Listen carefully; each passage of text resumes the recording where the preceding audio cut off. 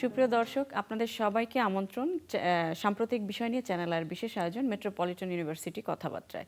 দর্শক, এই অনুষ্ঠানে আমরা সাম্প্রতিক সময়ের বিভিন্ন বিষয় নিয়ে আলোচনা করে থাকি এবং এই বিষয় নিয়ে আলোচনার জন্য আজকে আমরা স্টুডিওতে পেয়েছি একজন বিশিষ্ট ব্যক্তিত্বকে।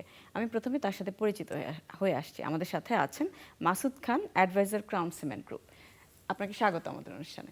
যেটা বলছিলাম যে এই অনুষ্ঠানে আমরা মূলত সাম্প্রতিক সময়ের বিভিন্ন বিষয় নিয়ে আলোচনা করে থাকি। ব্যবসা বাণিজ্য, অর্থনীতির বিভিন্ন ইস্যুজ আমরা এখানে তুলে ধরার চেষ্টা করি দর্শকদের উদ্দেশ্যে।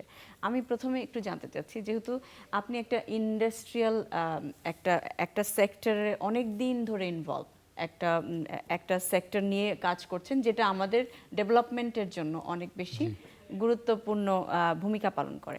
আমি প্রথমে আপনার কাছে একটু জানতে চাচ্ছি যে এই যে আপনার ক্যারিয়ারের শুরু বা কিভাবে আপনি এই সেক্টরের সাথে ইনভলভ হলেন, সব কিছু মিলে একটু আপনার কাছ থেকে একটু জানতে চাচ্ছি। ধন্যবাদ, এবং ধন্যবাদ চ্যানেল আইকে আমাকে এই অনুষ্ঠানে আমন্ত্রণ জানানোর জন্য।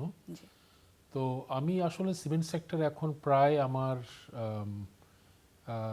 17-23 বছর হয়ে গেল আর কি। প্রথমে আমি ছিলাম লাফার্জ সুরমা সিমেন্ট, ওখানে আমি চিফ ফাইন্যান্সিয়াল অফিসার হিসেবে জয়েন করেছিলাম 1999-এ।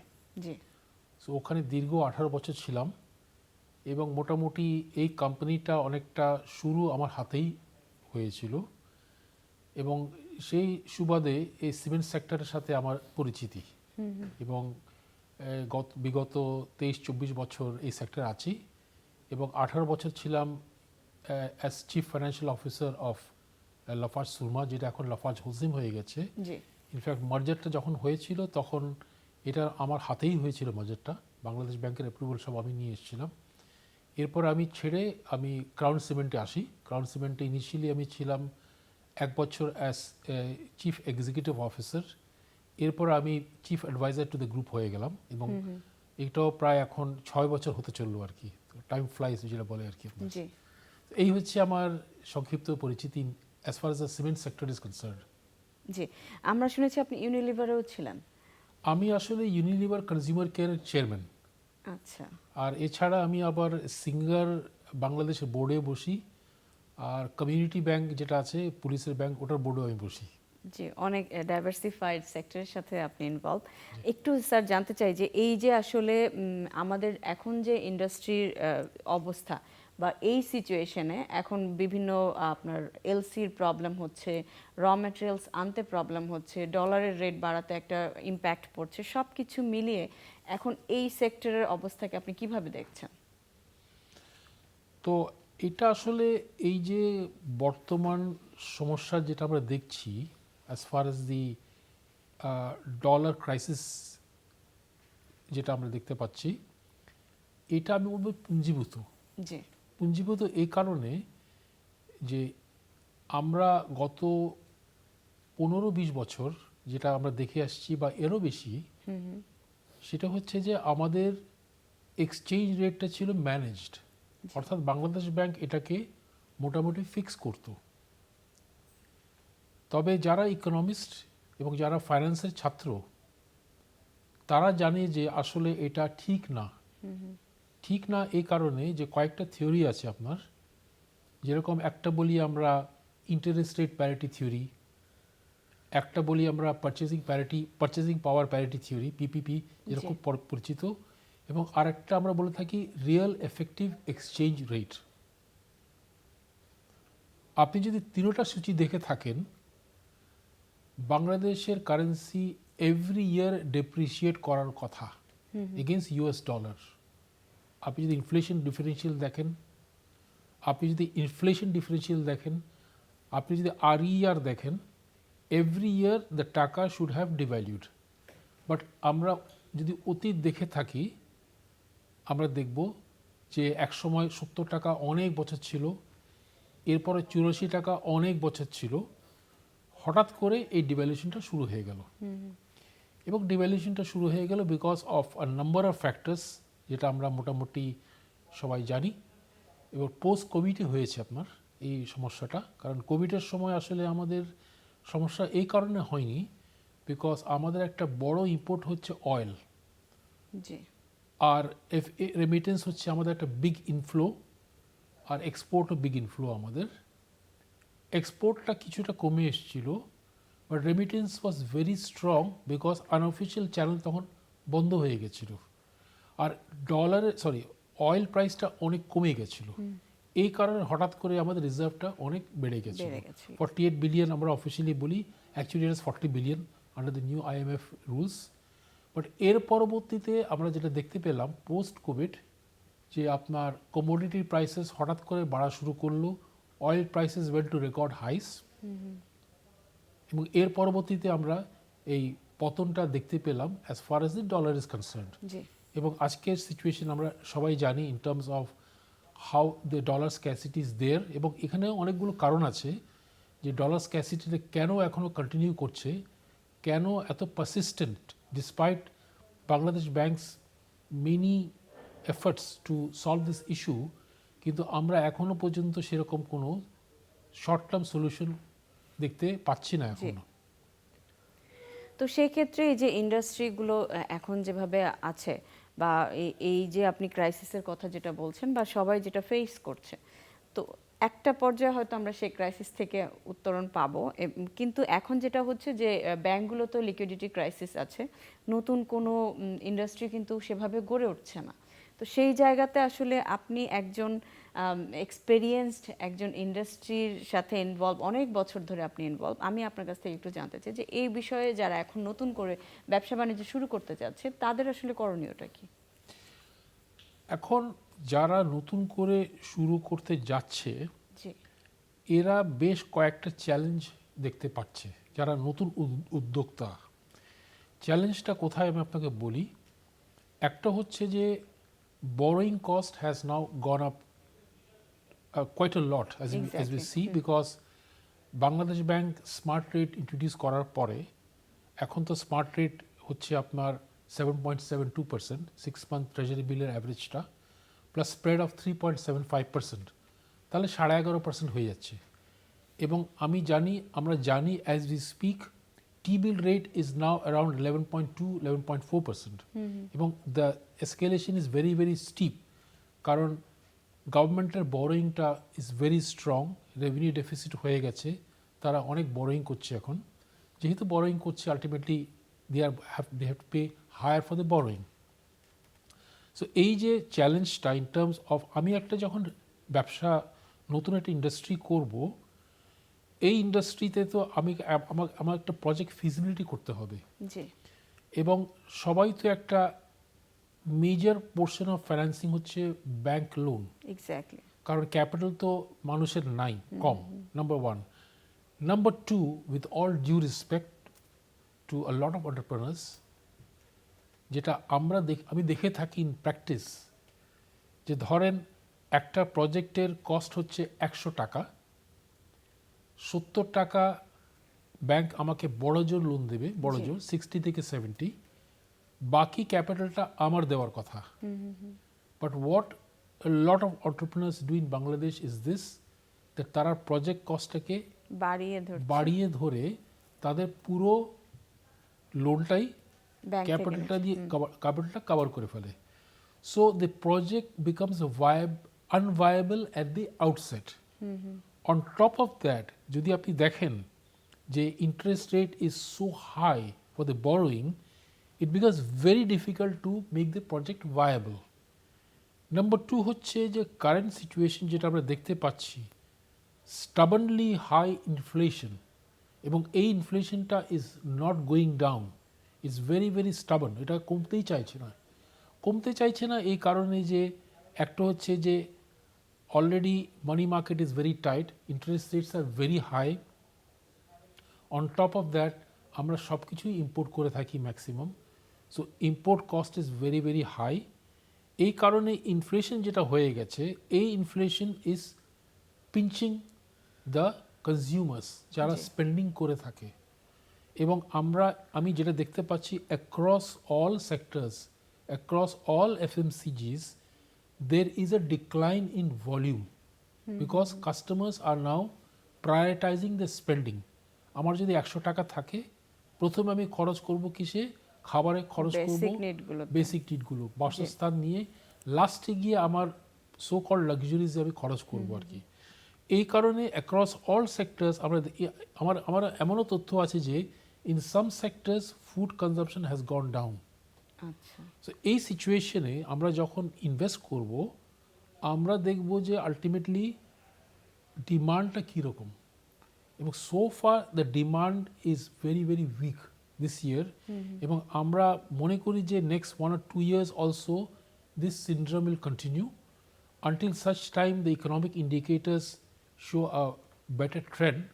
We are hoping আর কি, but so far আমি কোনো রিজন পাচ্ছি না যে why the economy will suddenly turn in the short term. এটা আমি মনে করি যে শর্ট টার্ম এটা টার্ন করবে, এটা সময় লাগবে এটা কিন্তু, বিকজ একটা হচ্ছে জিওপলিটিক্যাল টেনশন, এই জিওপলিটিক্যাল টেনশনটা কখন শেষ হবে উই ডোন্ট নো, এবং জিওপলিটিক্যাল টেনশনের দুই জায়গা শুরু হয়ে গেছে এখন। এছাড়া most economies like for example Europe is now going into recession. Most countries in Europe are going to recession. US is still okay, but there are other strains as far as trade is concerned also for Bangladesh. এইসব কারণে যারা নতুন উদ্যোক্তা তারা একটু pause দিচ্ছে এখন একটা in terms of new investment. They don't see the light at the end of the tunnel actually. Exactly. তো সেক্ষেত্রে এখন আমাদের দেশে কিন্তু অনেক ডেভেলপমেন্ট হচ্ছে কনস্ট্রাকশন সেক্টরে স্পেশালি। তো আমি যদি আবার আপনার জায়গাতে যেটা নিয়ে কাজ করছেন সেই জায়গাতে ফিরে যাই, যে কনস্ট্রাকশন সেক্টরে আমরা দেখছি যে বাইরের কোম্পানি যেগুলো আছে, বাইরে থেকে যে সিমেন্ট বা অন্যান্য যে কনস্ট্রাকশন রিলেটেড যে বিষয়গুলো রয়েছে, ম্যাটেরিয়ালসগুলো রয়েছে, সেগুলো কিন্তু আমরা বাইরে থেকে বেশি প্রেফার করছি। অথচ বাংলাদেশে কিন্তু অনেক বেশি সম্ভাবনা রয়েছে যে আমরা আসলে নিজেদের উপর ডিপেন্ডেন্ট হয়েই সব কিছু আমরা করতে পারি। আমাদের ম্যান পাওয়ার থেকে শুরু করে এভরি সেক্টরে কিন্তু আমাদের সেই সম্ভাবনার জায়গাটা রয়েছে। আমরা এখনো কেন সেলফ ডিপেন্ডেন্ট হতে পারছি না? ওকে, তো আমি দুটো সেক্টর নিয়ে কভার করব, যেটা main two sectors, in fact 3 sectors. আমি বার্জার পেইন্টে একসময় বোর্ডে ছিলাম, জাস্ট এবছর আমার টেনারটা শেষ হয়েছে। পেইন্ট ইন্ডাস্ট্রি সম্বন্ধে আমার ভালো আইডিয়া আছে আর কি। So major 3 sectors which is cement, which is steel and which is paint. আমি তিনটে নিয়ে একটু ডিসকাস করি আপনার সাথে। প্রথমে আমরা আসি সিমেন্টে। তো সিমেন্ট যদি করতে চান আপনার র মেটেরিয়ালস লাগছে কী কী? ক্লিঙ্কার লাগছে, আপনার জিপসাম লাগছে, ফ্লাই অ্যাশ লাগছে, স্ল্যাগ লাগছে, আর কিছুটা লাইমস্টোনও ইউজ করা হয়। আর আমার এক্স কোম্পানি যেটা লাফাজ হোলসেম, তাদের মেজর র মেটেরিয়াল হচ্ছে লাইমস্টোন। তারা ইম্পোর্ট করে লাইমস্টোনটা ইন্ডিয়া থেকে। সো এই যে 4টা র মেটেরিয়াল যেটা বললাম বা 5টা র মেটেরিয়াল যেটা বললাম, এটা বাংলাদেশে নাই। আচ্ছা, রাইট। সো ক্লিঙ্কারটা ফর এক্সাম্পল একমাত্র লাফাজি বানায় বাংলাদেশে, বাট এটা অপ্রতুল। তো সবাই ক্লিঙ্কার ইম্পোর্ট করে, তারাও কিন্তু কিছু ক্লিঙ্কার ইম্পোর্ট করছে, কারণ তাদের যে হোলসিম প্ল্যান্টটা আছে যেটা অ্যাকোয়ার করা হয়েছে, মার্জ করেছে মাই অ্যাপোলজি, ওইটাও কিন্তু ক্লিঙ্কার ইম্পোর্ট করছে। শুধু লাফার্জের জন্য তাদের যথেষ্ট ক্লিঙ্কার আছে। বাকি স্ল্যাগ যেটা বললাম, জিপসাম বললাম, ফ্লাই অ্যাশ বললাম, লাইমস্টোন, এগুলো সবই ইম্পোর্ট হচ্ছে। এটা বললাম সিমেন্ট সেক্টরে। আর বাংলাদেশে কিছু কিছু লাইমস্টোন ডিপোজিট ডিসকভার করা হয়েছিল নর্থ বেঙ্গলে, বাট ওটা ডেপথটা অনেক নিচে, অনেক নিচে, 500 মিটার নিচে। এখন আপনি যদি এটাকে এক্সট্র্যাক্ট করতে চান, it is not commercially viable. আচ্ছা, এই গেল সিমেন্ট সেক্টর। স্টিল সেক্টরের যে র মেটেরিয়াল, বেসিক 2 র মেটেরিয়ালস, একটা হচ্ছে স্ক্র্যাপ স্টিল, যেটা বাংলাদেশে আমরা অনেক বেশি ইউজ করে থাকি, তারা স্ক্র্যাপ ইম্পোর্ট করে থাকে। আর আয়রন ওরটা খুব কম ইউজ হয়, মোটামুটি বলতে পারেন ম্যাক্সিমাম স্ক্র্যাপ ইউজ হয়। দুটোই বাংলাদেশে আপনি পাবেন না। বিদেশে যদি যান, স্ক্র্যাপ ইয়ার্ড আর হিউজ জাঙ্ক ইয়ার্ডস, ওই গাড়িগুলো ওখান থেকে স্ক্র্যাপ করে বা আবার কম্পিউটার পার্ট স্ক্র্যাপ করে তারা বাংলাদেশে পাঠিয়ে দিচ্ছে। সো এটারও র মেটেরিয়াল আপনার নেই। আচ্ছা, আরও দুটো র মেটেরিয়াল ইউজ করে দ্য স্টিল ইন্ডাস্ট্রি, যেটাকে আমরা বলে থাকি কুইক ক্লাইম অ্যান্ড ডোলোমাইট, এটাও বাংলাদেশে নাই। সো এটা গেল স্টিল ইন্ডাস্ট্রি। আচ্ছা, এখন আমরা আসি পেইন্টে। পেইন্টে যে রেজিন যেটা আছে, এটা তো আপনাকে ইম্পোর্ট করতে হচ্ছে, এটা তো বাংলাদেশে নাই। So despite our best intentions, আমরা তো চাইবো অবশ্যই that we become self reliant in terms of, এবং ইউ অ্যাবসলিউটলি কারেক্ট দ্যাট মানে if I are given the choice, যে আমি যদি লোকাল র material pi versus imported raw materials, my choice will always be for local raw materials because there is no exchange rate fluctuation. আমার সাপ্লাইসটা sure হতে পারছি, but unfortunately এই ক্ষেত্রে আমাদের আসলে কোনো চয়েস নাই। সেক্ষেত্রে আমি এই যে কনস্ট্রাকশনের জায়গাতে যদি আমরা বলি, আমরা দেখি যে বিভিন্ন দেশের চায়না বা অন্যান্য যে ইন্ডিয়ান কোম্পানিও কিন্তু বাংলাদেশে এসে কাজ করছে। বাংলাদেশের যে কোয়ালিটি এনশিওরের যে বিষয়গুলো থাকে সেই ক্ষেত্রেও কিন্তু আমরা অনেকটা উদাসীন। যে কোনো কনস্ট্রাকশন রিলেটেড কাজ হলে আমরা দেখছি যে বাংলাদেশি কোনো কোম্পানিকে দিয়ে কাজ করালে সেটার কোয়ালিটি এবং বাইরের কোম্পানি যদি কাজ করে সেটার কোয়ালিটি অনেক অনেক মানে ভ্যারি করে। এই জায়গাগুলো কেন এখনো আমরা ঠিক করতে পারছি না?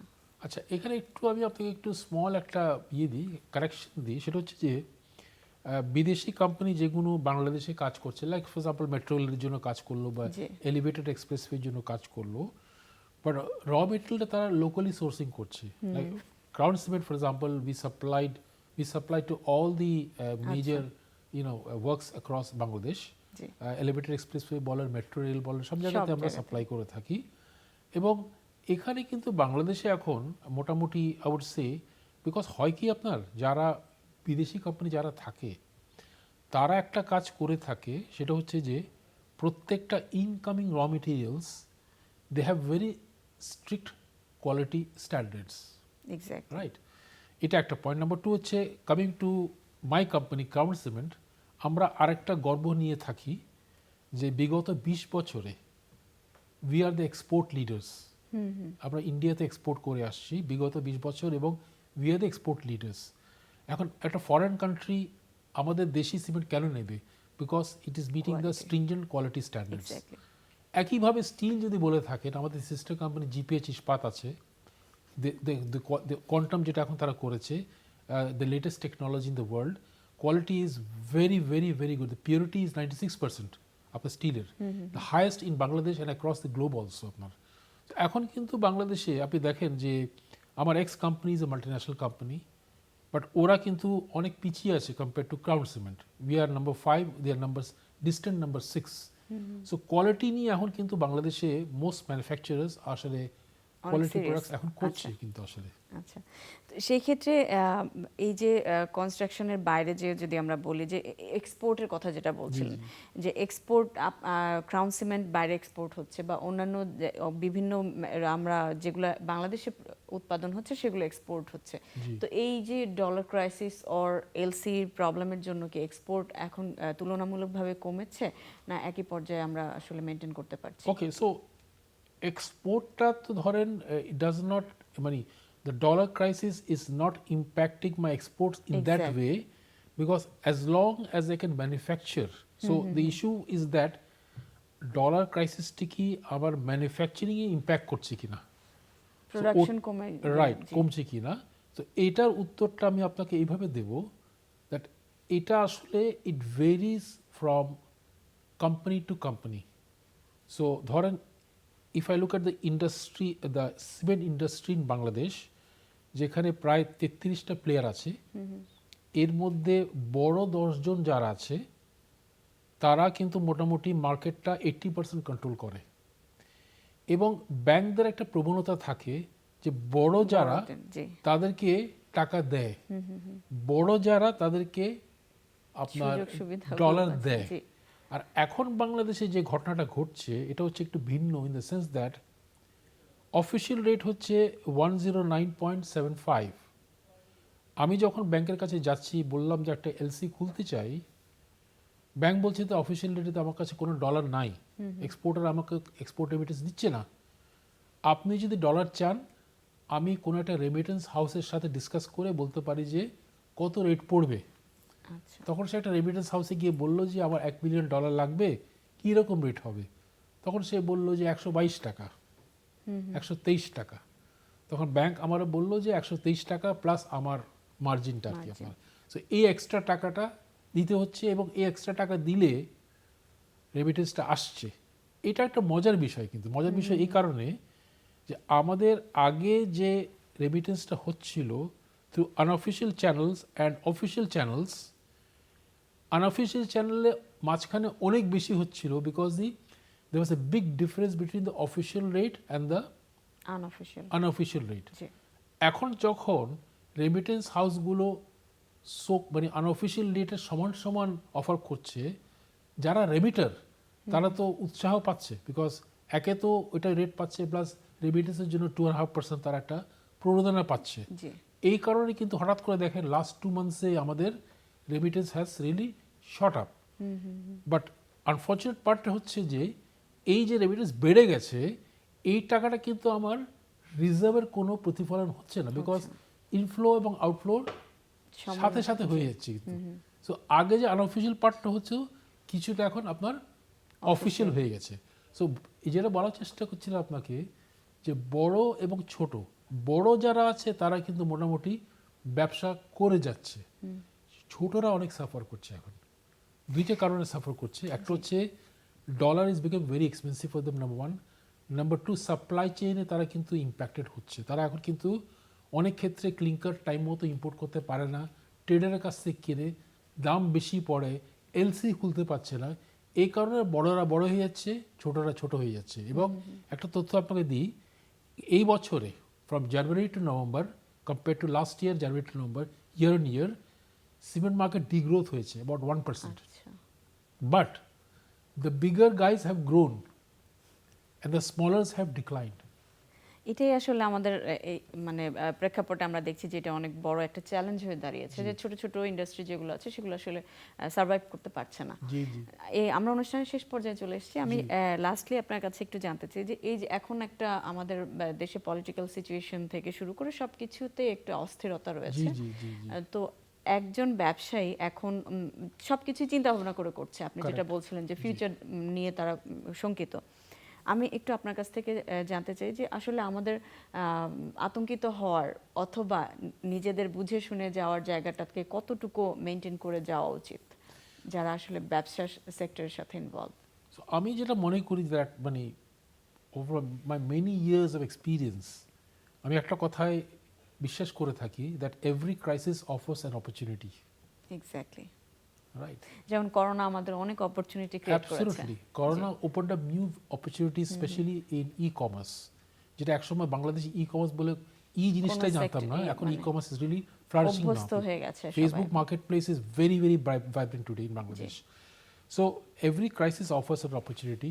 আমি মনে করি যে still under this circumstances, if you are smart, you can make money. And the big guys are making money. Big guys are not losing money, they are making money. So আপনাকে একটু স্মার্ট হতে হবে in terms of the business that you choose. এবং এটা আমি মনে করি that still there is money to be made, but provided আপনি যদি সলিড একটা বিজনেস প্ল্যান করে থাকেন এবং there are opportunities, especially the e-commerce segment. আমি মনে করি that বাংলাদেশে এটা কিন্তু the future is limitless এবং এখানে কিন্তু গ্রো করার অনেক স্কোপ আছে। আমি মনে করি যে এই এরিয়াতে কিন্তু এখনো পর্যন্ত অনেক কাজ করার আছে। আমাদের উদ্যোক্তা যারা আছে তারা কিন্তু এখানে অনেক কাজ করতে পারবে। This is my personal belief basically. জি, আরেকটা জিনিস আমি একটু জানতে চাচ্ছি যে এই যে ফার্স্ট জেনারেশন, আমরা যেটা বলি ফার্স্ট জেনারেশনের জায়গা থেকে কিন্তু আমরা অনেককে হারাচ্ছি, যারা আসলে আমাদের আমরা এক্সপিরিয়েন্স পারসন যারা ছিলেন, যাদেরকে দেখে আমরা উদ্বুদ্ধ হয়েছি। সেকেন্ড জেনারেশনে এসে আমরা দেখছি যে অনেকে আসলে সেই জায়গাটা ধরে রাখতে পারছে না। তো আমি একটু জানতে চাচ্ছি যে আসলে বড় বড় ইন্ডাস্ট্রি যারা আছে, সেকেন্ড জেনারেশনকে কিভাবে প্রস্তুত করা উচিত, যেখানে আমরা আসলে আগের সাথে এখন মিলাতে পারছি না, অনেক জায়গাতে ডাউন হয়ে যাচ্ছে, সেই জায়গাটা আমি একটু আপনার কাছ থেকে জানতে চাচ্ছি। Thank you very much. Very very very very nice question which is really close to my heart আর কি আপনার। ইউ সি, আপনি যদি first of all with all due respect আমি যেটা বলতে চাই সেটা হচ্ছে যে in Bangladesh we lack professionalism. We don't develop a corporate per se, basically, in the sense that আমরা যেটা করে থাকি দ্যাট আমরা সব কিছু ওনার ড্রিভেন করে থাকি। তো ওনার ড্রিভেন যখন আপনি করছেন, what is happening is that the owner automatically তার যে নেক্সট লিনিয়েজ যেটা আছে রয়্যাল ব্লাডটা আর কি, সে পেয়ে যাচ্ছে। we say that he is born with a silver spoon আর কি বেসিক্যালি। বিদেশে আপনি সেটা পাবেন না। ওখানে হচ্ছে যে তারা প্রফেশনালকে তারা অ্যাপয়েন্ট করবে এবং প্রফেশনাল আলটিমেটলি গিয়ে ব্যবসায় থাকবে। ওনার যে ছেলে আছে, if he is a real professional also, he also grows in the business, ultimately he takes over, but it's a level playing field for everybody, the professional versus the owner son. আমাদের এখানে যেটা হয়ে যাচ্ছে যে owner dies, automatically the son takes over despite the fact that he may not be having any competency whatsoever. So এটা হচ্ছে lack of professionalism in Bangladesh, যে এই কারণে আমরা কিন্তু আসলে we are not being able to develop institutions. We are just developing people, we are just doing shop business আর কি, যে দোকান যেভাবে চালাই আমরা সেভাবে দোকান চালাচ্ছি, বাট একটা ইনস্টিটিউশন যেভাবে গড়া উচিত, এক্সপেরিয়েন্সের দরকার আছে, এবং যারা সেকেন্ড জেনারেশন আসছে, উইথ অল ডিউ রেসপেক্ট, ওদেরকে বিদেশে পড়ানো হচ্ছে, they come back to Bangladesh and they want to just replicate the model in the other countries in Bangladesh. You cannot do that. There's a huge cultural shift. Exactly. It's a cultural Chernobyl আমি বলে থাকি ওদের জন্য আর কি। ওরা এসে replicate করতে চায়, they fall into disaster basically after that. সেক্ষেত্রে আসলে আমাদের মানে একটু প্ল্যানিং এর দরকার আছে, প্রফেশনালস যারা আছে তাদেরকে ইনভলভমেন্টের, যেটা আপনি বলছিলেন। জি জি, অসংখ্য ধন্যবাদ। আমাদের অনুষ্ঠানে আমরা আসলে আজকে অনেক মূল্যবান কিছু তথ্য আমরা মনে হয় দর্শকদের সাথে শেয়ার করতে পেরেছি। আমরা আবারও সময় পেলে আমরা আরেকদিন এই বিষয় নিয়ে কথা বলবো। আপনাকে ধন্যবাদ এবং চ্যানেল আইকেও ধন্যবাদ। জি, সুপ্রিয় দর্শক, আজকের মতো শেষ করব মেট্রোপলিটন ইউনিভার্সিটি কথাবার্তা। আগামী অনুষ্ঠান নিয়ে খুব শীঘ্রই হাজির হব, সেই প্রত্যাশায় সবাই সুস্থ থাকুন, ভালো থাকুন, সুন্দর থাকুন।